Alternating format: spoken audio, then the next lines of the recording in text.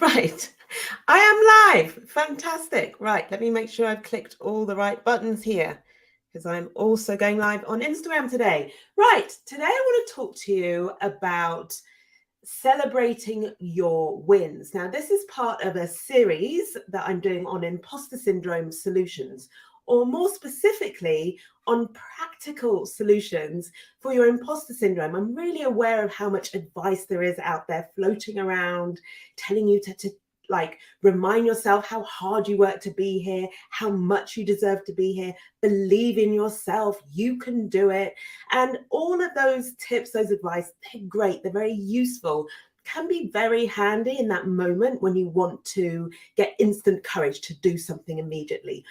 But it's very short term and it doesn't always work. So I want to bring you really practical solutions to imposter syndrome that isn't just going to give you a quick fix to moments where you don't feel confident. It's actually going to transform things for you. It's going to build your confidence over time, confidence that lasts so that you can feel you're making real progress in this area. So today I want to focus then on getting you to celebrate your wins. If you start celebrating your wins, and I'm going to explain to you that you want to be doing this on a weekly basis, if you start doing that, just that one step, you're going to find you have actually more successes, not just your awareness of how much success you're having, how much you're doing, how much you're progressing every week, but you're going to be actually succeeding more as a result of celebrating your wins. Your confidence will start to grow. One of the most common problems I see is no matter how much you achieve, and you may well relate to this, no matter how much you achieve, how many successes you have to your name, your confidence never grows. Well, celebrate your wins. Do as I say, follow the steps I'm going to share with you in this live training, and your confidence will start to grow. And I had just this week been coaching inside imposter syndrome coaching. And every week we start with wins. Like my clients have to find at least 3 wins from the week before since we last spoke. And sometimes they can't find anything, and I coach them to find the win, which is what I'm going to talk to you about today. And what I've seen happening, what they are experiencing, which is just so amazing, is their confidence is growing.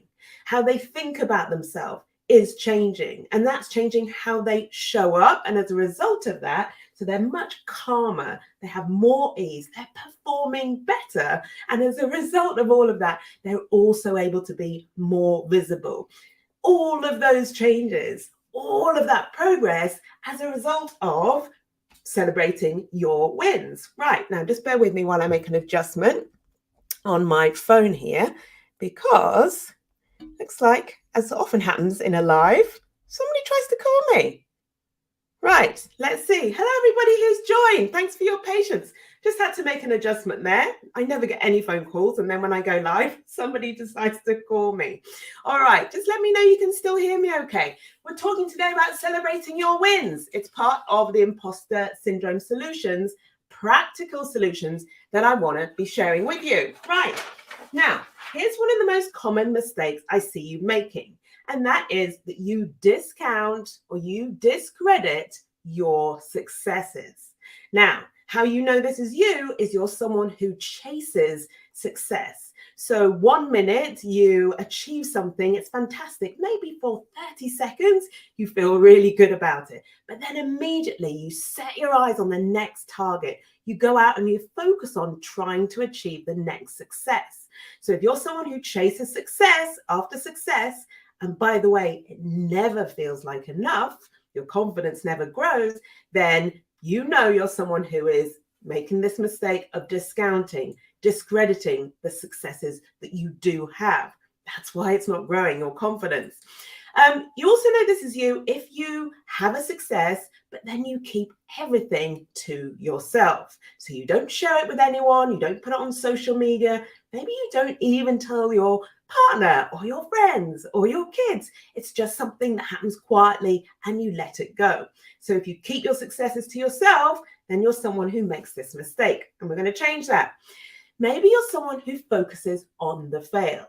What I mean by that is you have a success and it's all amazing and wonderful and brilliant, and everybody can see how amazing it is, but you find that one tiny thing, that one small piece that was less than perfect or was incorrect, and you focus on that, and it takes away all of the feeling and the pride in the success and the value of the success in the big thing, and puts you in this terrible state of feeling like a failure, having negative emotions because of one small fail. So this came up again in my client with Inside Imposter Syndrome coaching, where I had a client, and if you're watching this, you know this is you. I was coaching this particular client, and she had an amazing article written about her. She's won so many awards. She's had such great success over the last couple of years, like really big stuff. And in the article, at the end of like a 2.5-page article on LinkedIn, there was a typo. Now, bear in mind, my client hadn't even written this article. She'd been interviewed for it. So the typo, the error, was on the part of the journalist who published the article, who wrote it, right? But what does my client do?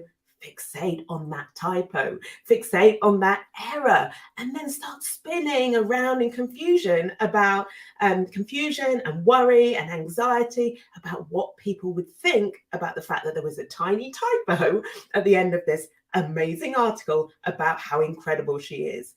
That was her focusing on the fail. So if you're someone who can have an achievement, it doesn't even have to be a really huge achievement, but just even something that's clearly, objectively a success, but you focus on the fail, or you look for the thing that's wrong with it, then this is how you know you are discounting, you are discrediting your success. And we want to stop doing that. Okay. You also know it's you if you're someone who tells yourself, I deserve to be here. And you keep repeating that to yourself. Often, to be fair, because that's the advice you're given for how to get over or cope with your imposter syndrome. And I use those air quotes when I say that, because I'm not here to teach you to get over your imposter syndrome or to overcome it. We're here to get really practical and just solve how it shows up and how it's holding you back.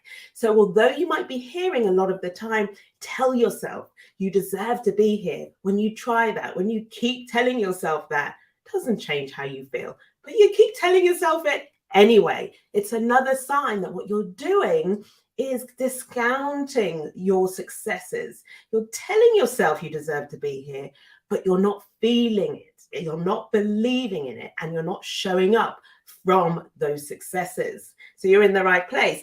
Finally, if you are someone, and this is very common with you, my lawyer clients, my lawyer community, when you get that promotion to a more senior level, often without a formal process. So maybe you graduate from being a trainee to being a qualified associate, or you graduate from being a junior associate to being a senior one or mid-level one. When that happens without a formal process, what I often hear so many of you doing is saying, oh, well, it doesn't really count. Yeah. So that's one of the ways clearly you are discounting, you are discrediting your success. Okay. Now, before we look at how you change this, stop making this mistake, I want you to understand, I want to give you the picture of exactly how this fits in and how it's connected to your imposter syndrome.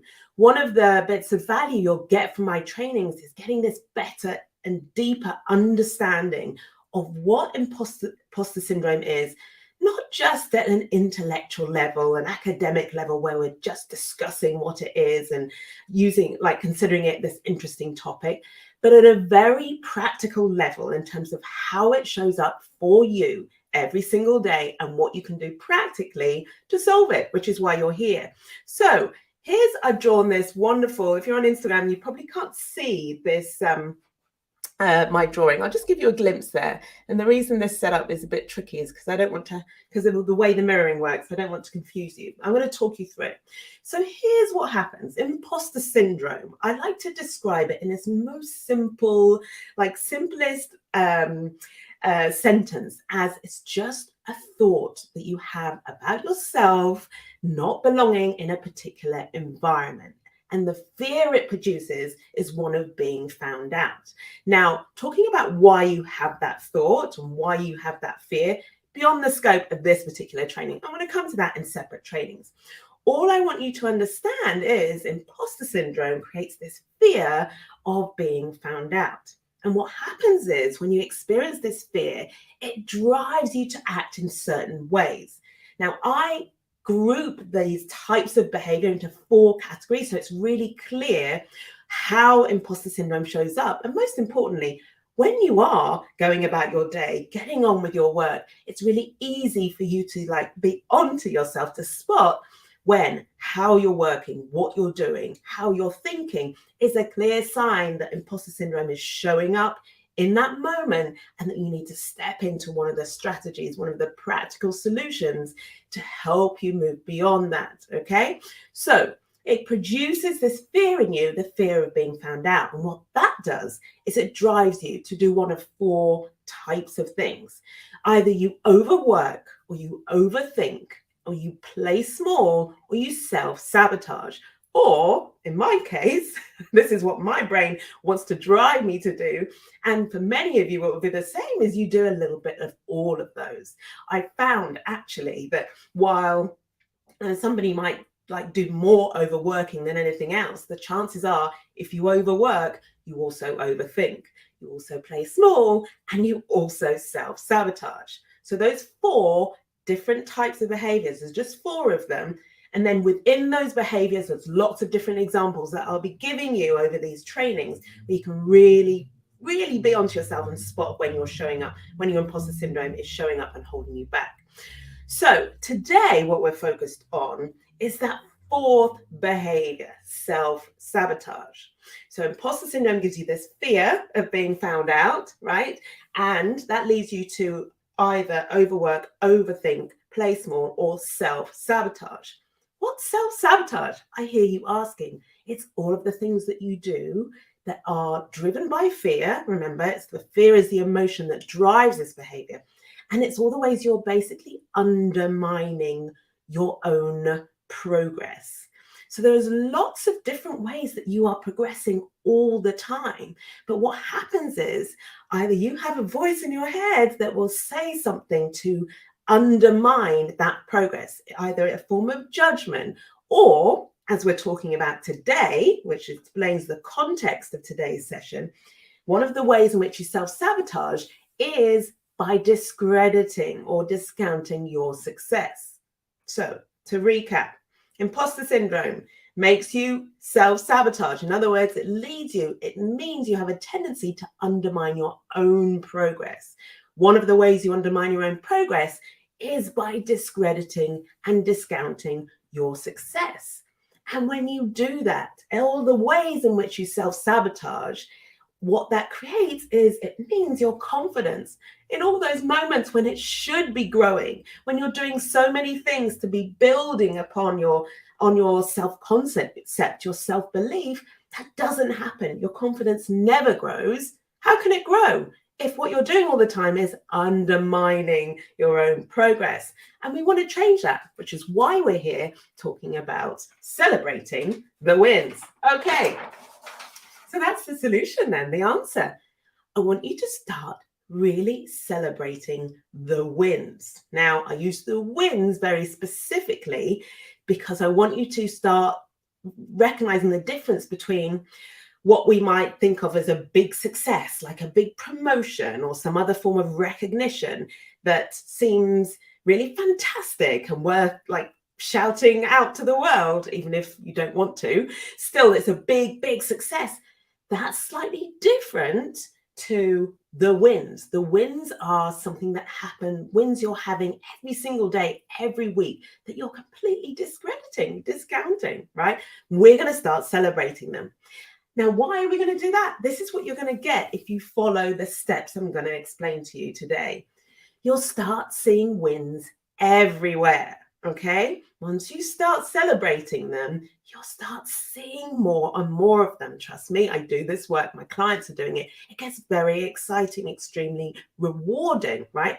And what happens is you start getting more value from every single achievement. When you're getting more value from every achievement, and I'll explain what I mean by that in a moment, you're going to be experiencing and spending more time experiencing positive emotions as opposed to negative emotions. So your negative emotions are the anxiety, the stress, the fear.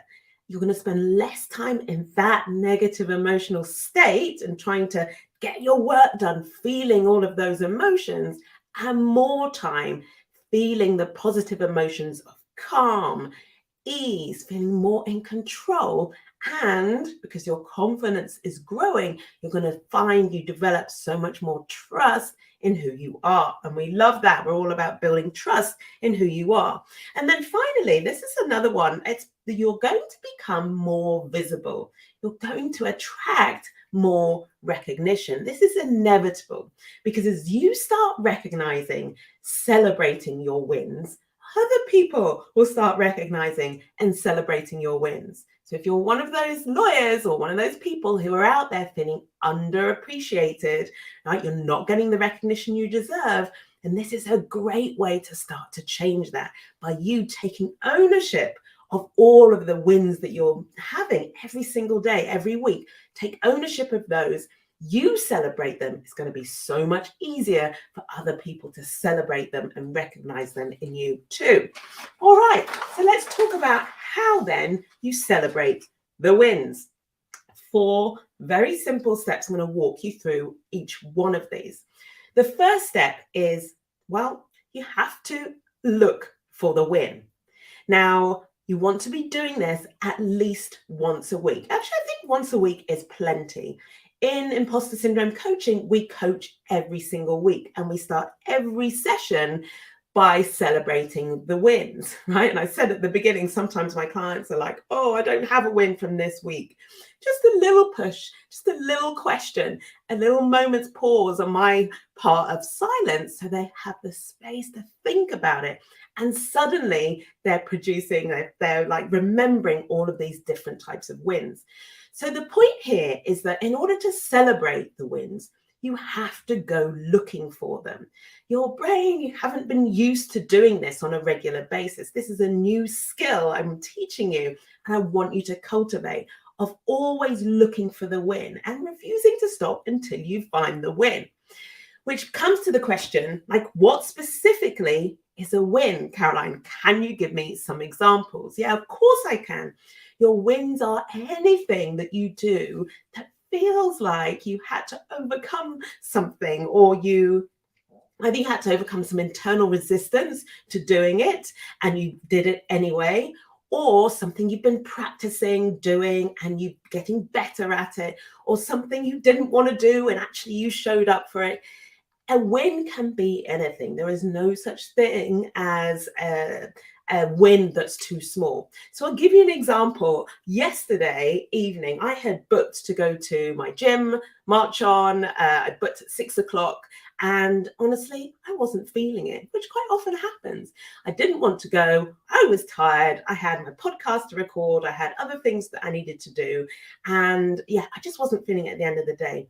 But I got myself to my gym. I did my workout. Okay, that was a win. I came out. It's like I didn't want to do that, but I've committed to keeping fit, doing my exercise. That was a win, right? So I'm giving you an example of something really simple that constitutes a win just because you did something you didn't want to or didn't feel like doing, but in honor of like a commitment you'd made to yourself. Another example, I'll take this from one of my clients this week. So we were talking about a real challenge that she's been having in her meetings when she shows up, and the thoughts that she has and takes with her into the meetings, and how that's been keeping her from speaking up. She detaches, she multitasks, she tunes out, she's not present, she just tries to get through the meeting. So that's something we've been working on. And what happened was, what she shared with me was that before a meeting, she just decided she was going to tune in, be present, really think about what her role, what she wanted to contribute to that meeting. And she showed up completely differently, and she spoke up in that meeting.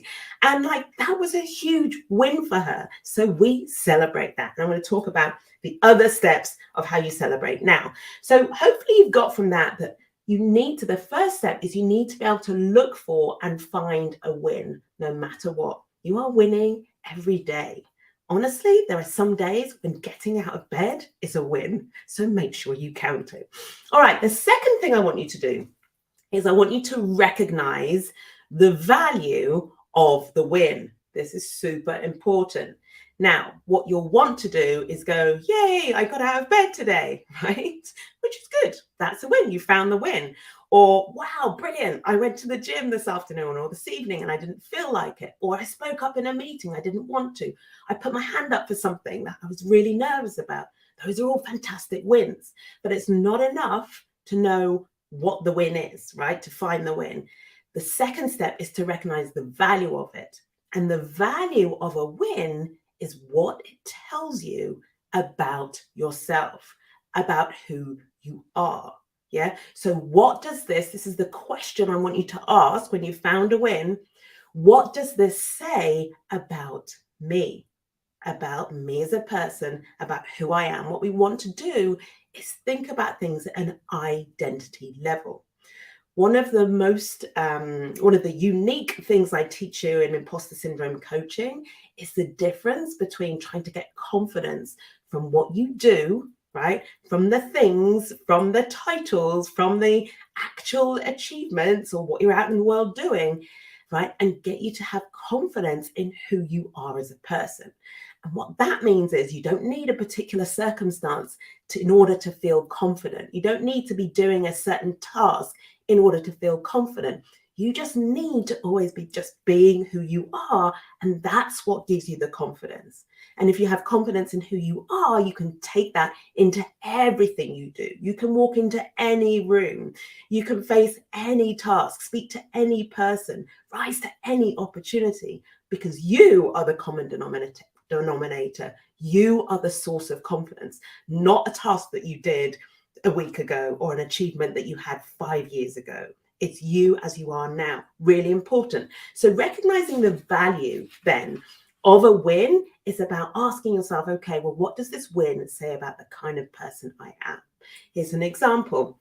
Me going to the gym yesterday evening says all sorts of things about the kind of person I am. It says that I'm somebody who is willing to do something that I don't want to do because I know it's going to serve a long-term goal. I'm someone who knows how to do hard things. Trust me, going to march on my gym, lifting weights, being on the bike, which I do, it's not my favorite thing, doing burpees, right? They are hard things. I know how to do hard things, right? I make a commitment and I see it through. So I committed to going to the gym earlier on in the week. And actually long before that, I commit to going each week. I make a commitment and I see it through. So I can trust myself to see things through. And a whole host of other bits of value I can take from that one simple win to reinforce who I am. And what I mean by that is the way I think about myself, the thoughts I have about the kind of person I am. So you celebrate your wins, you find your win, you look for your win. When you found it, you take the value of it and you claim it, right, as part of your identity. And what we're doing there is we're using the wins to feed, to grow your self-concept. Yeah, grow the way you think about yourself as the kind of person who goes out into the world, can do hard things or can set themselves goals, make a commitment to yourself and do it even when you don't feel like it. I love this stuff. Can you see how that's so much more powerful than, oh, I went to the gym this week, right? I went to the gym this week is great, but I'm the person who will go to the gym even when I don't feel like it, even when there are other things like vying for my attention. I make a commitment. I meet that commitment. It's so empowering. It's so much bigger in terms of the long-term benefit this is going to give you. All right, that's only step 2. Right, step number 3. I want you to experience the emotion of your win. Okay, now I know that a lot of you will be out there thinking, especially when you're at work, especially when you're in a really intense situation in the office, which quite frankly is most of the time when things are really busy, you're going to say to me, as a client has said to me before, I don't have time for emotions. I don't have time to just sit around experiencing emotions. Listen, you are experiencing emotions all the time. What we're doing here is being intentional about the emotions that you spend time in, experience. For example, if you are showing up and you're feeling mostly stressed and anxious during the workday, that's you experiencing the emotion. In other words, you're feeling stressed and anxious, it's happening in your body and it's impacting how you are showing up. So, what I'm asking you to do is just spend some time experiencing the positive emotion that you get from a win. Now, taking a client of mine as an example, when we looked for those emotions, first of all, I want to say that she was like, I don't know, I've no idea. But that's what I do in the coaching is I help you to find them and I give you the space to find them. It's one of the reasons we meet every week. We need that space in order to learn these new behaviors. So important for our confidence going forward and our success. So I helped her find them. And so she found like pride was the overwhelming emotion that came from the wins that we were talking about that week. It's fantastic to know the emotion is pride. Even better, and why I wrote experience instead of just like know which emotion it is, I want you to feel it in your body. Literally spend time experiencing that emotion. Where is it in your body? What does it feel like? What's going on? Now, for my client, what she noticed, which was so interesting, was actually it was the absence of like agitation in her stomach. She felt that her shoulders like immediately relaxed, her neck muscles softened. She just felt calm and still and at ease. Those were all her words, right? Describing what was going on in her body. And it was such a beautiful thing because I was literally watching that unfold in front of me. And then without me even asking her, she was immediately into, wow, like I want to feel like this all the time. If I could be feeling like this before I go into meetings, I'm going to be out of my own head. I'm going to be much more present. I'm going to be much more like ready to answer questions and not so worried about if I don't know the answer, I'll be able to find it. Like it completely changed. Like she had this awareness about how that emotion will completely change how she shows up. So what we want to do, and bearing in mind that our overall objective here, why we're celebrating our wins, is because we want to internalize our success. Part of that internalizing, I was going to say internalization. Is that a word? If that's a word, let me know. Part of that internalizing is the experiencing of it in your body, spending time with it. Spend time in the emotion of your success. Like explore what it feels like. For some of you, this is going to be very uncomfortable, especially those of you who love to chase success. It's like an adrenaline hit you get from one success, and then you need another hit and another hit. And I'm asking you to just slow down, experience a win, know what it feels like in your body, recognize it, because that whole feeling in your body is going to change how you think about who you are. That's what we're doing. We're changing, we're building confidence in who you are. Experiencing your emotion is a key part of how you do it. And when you've done that, the fourth step I want you to do, this is the final step, and that is to share your win. Very important. Now, you may think, especially if you're someone who doesn't typically like to talk about themselves, feels like it's bragging, you don't want to be that person, you may find the idea of sharing your wins with other people difficult. What I want to say to you is that if you come at this in the right order, so you've done the experiencing the emotion of it beforehand, what I've noticed with my clients is that that piece makes step number 4 a lot easier. If you've experienced the emotion, it then becomes so much easier to talk about it. Isn't that amazing? So I don't really care who you share it with. And I think if you're just starting off with this work, I would encourage you to maybe share it with, you can share it with your kids or with your partner or with your friends or with a peer and various, or you can put it on social media if you're already there and you're ready to do that. The important thing is you just start talking regularly about your wins. And this has 2 effects. First of all, it's reinforcing the win for you. So it's almost recreating that wonderful cycle of you recognizing the value of the win, right? And experiencing the emotion of it. So it's really reinforcing it, This is all part of internalizing your success, right? The second benefit of sharing it is, of course, people then start to recognize and understand and appreciate what you're doing all the time, how much you're contributing. They see your value. Now, I think this is really fascinating. I actually had a conversation, I have to share this, with my husband last week, where I may or may not have said to him words along the effect. We were having a little bit of a, marital tiff, as you do, about to-do lists and things that needed doing or hadn't been done and who'd done what. The stuff. It happens. And I made a comment along the lines of, this is how I'm doing all of this stuff, but I don't need to announce it to the world. I don't expect to medal every time I do one little thing right, or every time I tick something off my to-do list. And whereas my husband, honestly, sometimes I think he wants a Nobel Prize if he decides he's going to do the shopping, or if he goes and collects the boys. It's like he needs a gold medal. Being a bit unfair. Look, some of you will be able to relate to this. You might have partners who do this too. Right. So the difference there is my husband, who thinks he should have a trophy for taking the bins out, and me, who has a whole list of things that I do that I don't even mention because it's just what I do and I just get on with it. Now, I don't know whether it'd be interesting to see which one of those you think, which one of those is you, right? But what I've noticed, and we had a conversation about it, I'm like, right, I'm going to start announcing and telling you every time I do something, every time I have a win, I'm going to tell you. And he's like, yeah, that would be really helpful. And I thought, wow, look at that.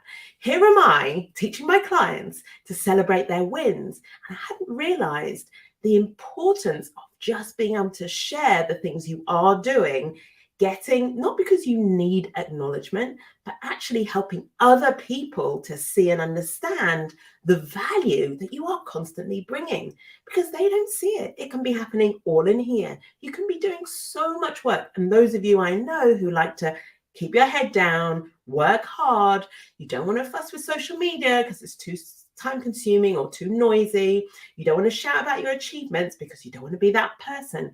All that time you've got your head down, you're working hard, you're having all those wins, nobody knows about it, right? So we want to be sharing it so that you're reinforcing, remember, that exercise of internalizing your success, but also you are also communicating, showing others, helping them see how much value you are bringing. So important. So if you're able to see my chart here, I've got my little stick people. So remembering to really recognize the value of your win, remembering to experiencing the win in your body, and of course then to share it. So 4 simple steps. Now, I want to give you a trigger warning. This will trigger your imposter syndrome. What your imposter syndrome will do in this moment, or when you go out to do this work, follow those 4 steps.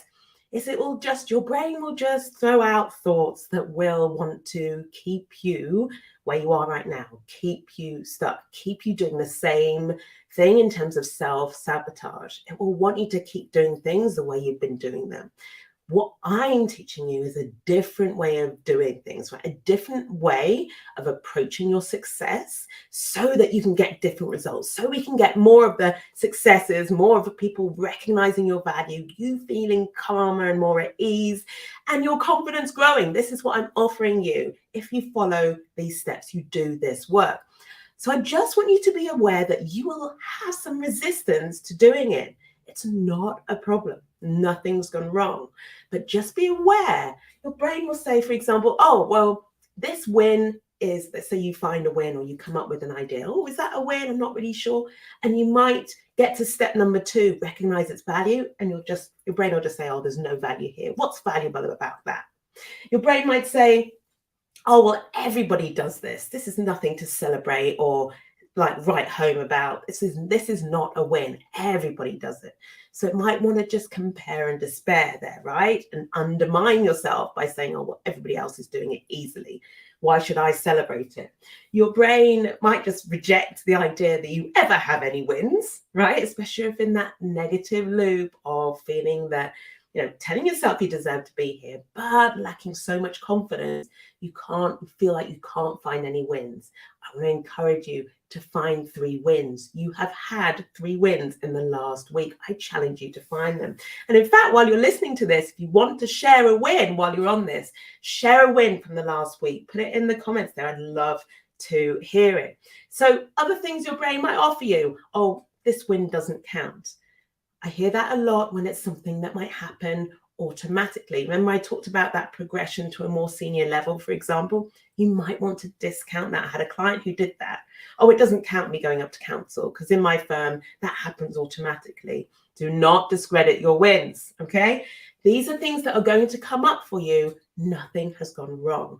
I just want you to be aware of it so that you can anticipate when it does come up. You know you can be onto yourself and still get yourself to doing this work.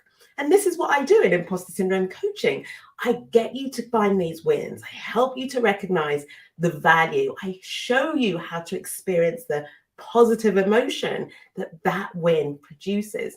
And I help and support you to share it when you're feeling self-conscious about posting on social media, or you feel you can't find any wins. I teach you how to find them, how to recognize them, all the good stuff.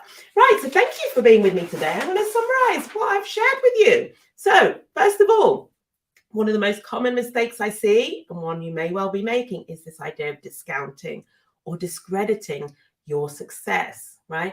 Internalizing your success is one of the ways in which we can solve for imposter syndrome. And the way I'm teaching you today is to celebrate your wins. So it's a practical imposter syndrome solution that you can literally go out and implement like now, right after this live training. So stop discounting your success. Instead, I want you to internalize it. And I've taught you to do that today by celebrating the win every single week. Find 3 of them. Challenge yourself. I've told you to anticipate that your imposter syndrome will be triggered. You're going to have all sorts of resistance. That's okay. Nothing's gone wrong. Trust the process. Trust me. Join imposter syndrome coaching. I will coach you through every step of this. And the result, your confidence at last will grow. Your confidence will keep up with your successes, and that will feel completely different. It will transform who you are. I'm Caroline Flanagan. If you like this, make sure you press the heart. And if you want to hear more of this type of training, go over to my profile and ding the bell. I think there's a bell on my profile page so that you never miss another training. If there's anything specific, particular aspects of imposter syndrome you want my help in helping you to solve, give you practical solutions, remember, not theories, then make sure you DM me. I'd love to hear from you. That's it from me today. Thanks for your time. I'll be back very soon. Speak to you later. Bye.